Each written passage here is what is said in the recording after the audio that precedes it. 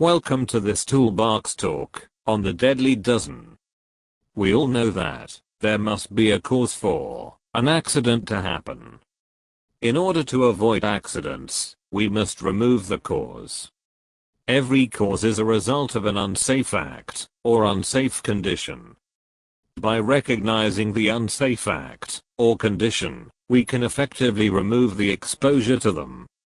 We have often heard of the daily dozen with regard to proper exercise and maintaining good health. The daily dozen has a counterpart, known as the deadly dozen, which is applicable to safety on the job, and also has an important bearing on health and welfare. In this toolbox talk, we will discuss about the unsafe actions and conditions that needs to be recognized in order to avoid exposure to deadly dozen.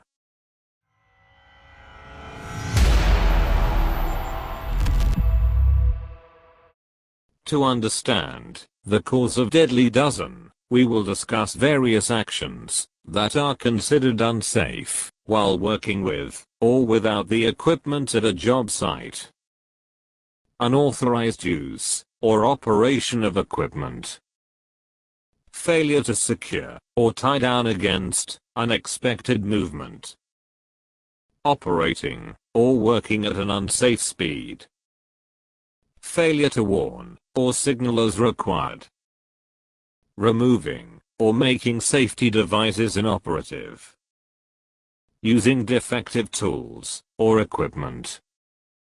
Using tools or equipment unsafely.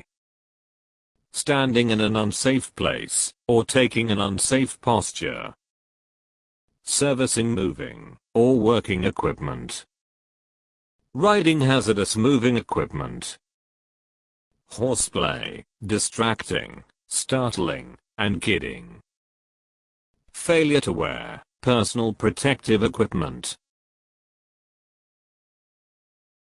We will discuss about the unexpected conditions that also leads to accidents.